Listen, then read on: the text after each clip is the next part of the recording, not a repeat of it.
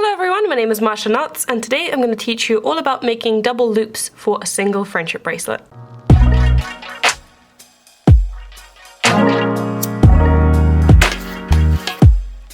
So in last week's video, we discussed how to double and halve patterns. Since in this week's video, we're discussing how to make two loops for a pattern, some of the topics are going to sort of cross over. So if there's something in this video that you don't quite understand or doesn't quite fit right, I suggest you watch the other video as well because it might answer some of your questions. You're only ever going to do two loops for a pattern that is relatively wide, because when a pattern is thin, it's unnecessary to do two loops. Let's look at this pattern for example. This is the exact same pattern I used when demonstrating how to halve patterns.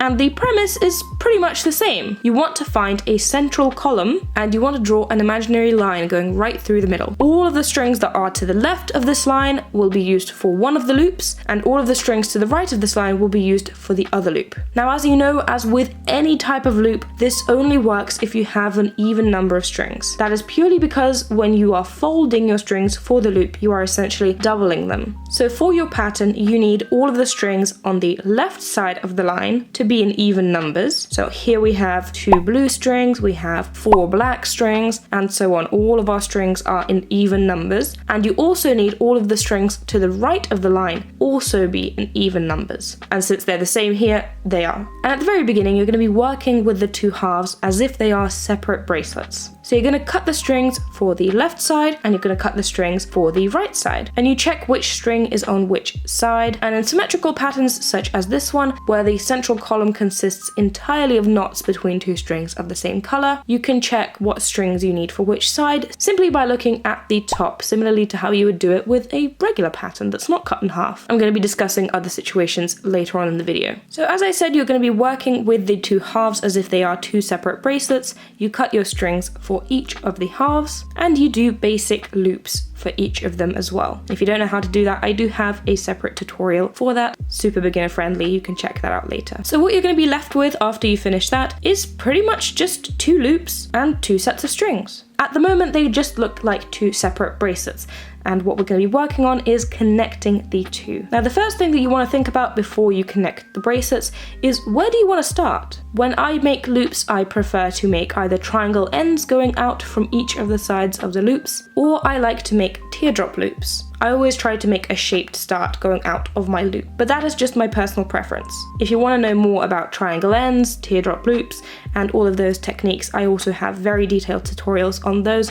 I'll leave them linked in the description, which is why I'm not going into detail here. But you don't have to make a shaped start, you could just start knotting in a straight line. You still need to figure out what row you want to start on. The most obvious is probably row number 1. In that case, you would arrange all of your strings in the positions that they need to be, and again, at the beginning you're treating your 2 loops as if they are separate bracelets. So you're going to arrange all your strings for the left half of the bracelet as it is to the left side of the line, and then for the right you're going to arrange all of your strings as it is on the right side of the line. And judging by the pattern, the entire first row happens completely separately. So if you are knotting your bracelet row by row, you can just make the first row of the bracelet for the left half of the bracelet separately, and then make the first row of the bracelet for the right half of the bracelet also separately, since they don't connect until row number 2. Again, I did mention that this isn't necessarily a beginner tutorial, but if you are a beginner and you're very confused, I do have a tutorial on how to read patterns, and I go over the differences between row by row and segment knotting and all that kind of stuff. I'll leave that linked in the description as well. But as you can see on row number 2, there is a knot right in the center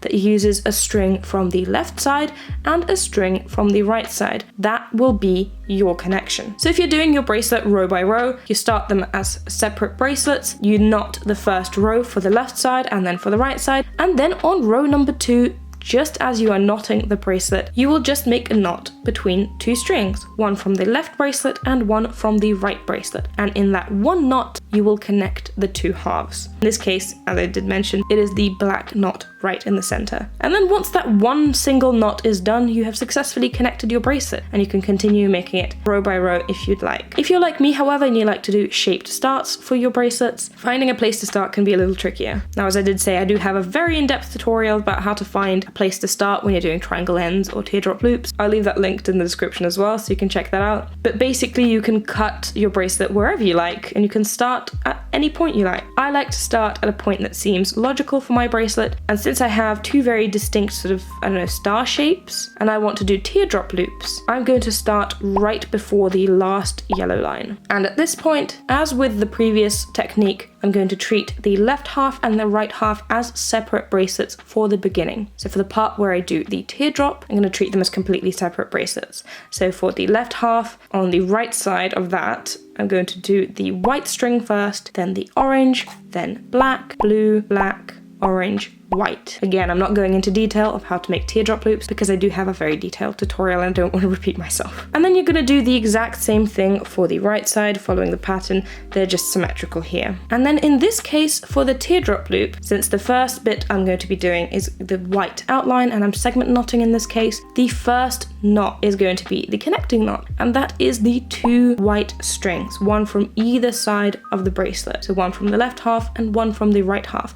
I'm going to make a knot between the two white strings, and then those white strings are going to go either direction. One of them is going to go to the left with backward knots all the way to the left half, and the other one goes to the right in forward knots all the way to the center of the right half. And then I'm going to continue making the bracelet. So essentially what I'm saying is you start by cutting your bracelet in half, then you figure out what strings you need for which half. You treat your halves as if they are two separate bracelets, making loops for each of them. You do either a couple of knots if you're just doing a straight edge in the row by row method, or if you're doing a teardrop loop, you do the teardrops separately and then you connect your bracelet. One knot is enough to secure a connection. But let's say you have a pattern that isn't symmetrical. Now you still need the pattern to have an even number of strings per color. Not only that, but you need to make sure that the strings also come in even numbers for both of the halves of the bracelet. So you have an even number of strings per color on the left side and an even number of strings per color on the right side. And by that I mean you may have, for example, 4 white strings in the bracelet in total, which is an even number, but you might have one of them be on the left half and 3 of them be on the right half. That will work for one loop since you have 4 altogether,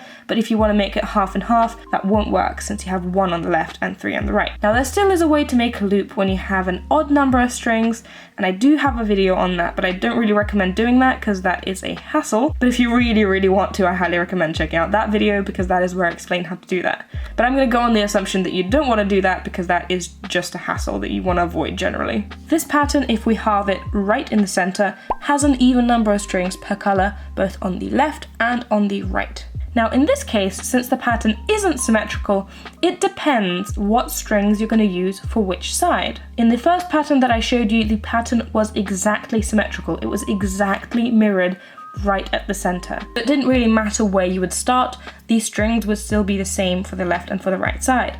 In this case, it's a little bit different. Before you try figuring out which strings you need for which side, you must first figure out where you want to start your bracelet. And if you're just going to do a straight edge without any sort of shaped starts like I prefer to do, you want to find a row where you're going to start the straight edge. Most people start with row number 1, so let's look at that. If you're starting on row number 1, it's super simple. You're just looking at the top, just like in a pattern that you would do normally.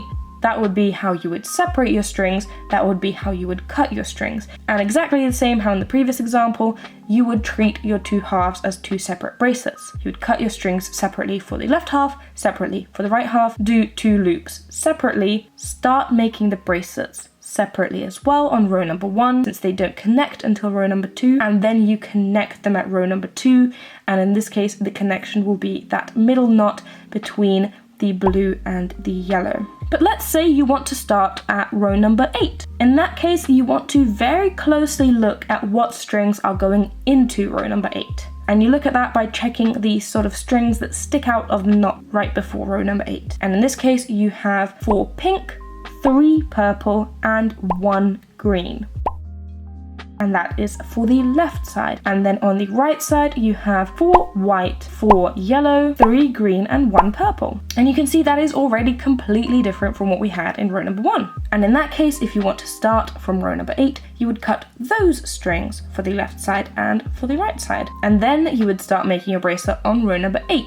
Doing them as 2 separate halves at first and then connecting them. That is the knot between the green and purple. So you want to start by figuring out where you want to begin your bracelet and then figuring out what strings are going into that beginning and cutting your strings from there. So what about if we're doing shaped start? Pretty much the same thing, nothing really changes except you're going to be looking at what strings are going into the shaped start. So that's it. If you have a symmetrical pattern, things are significantly easier since they are symmetrical. You don't really have to think as much, but you can still do this with non-symmetrical patterns as long as you have an even number of strings per colour for each half. And there you have it. I've made a double loop to start this friendship bracelet. If you have any questions, feel free to leave them in the comments. I'll try to answer as many as I can. And I hope you enjoyed today's video. I post videos on Wednesdays and Saturdays, and I will see you next time. Bye!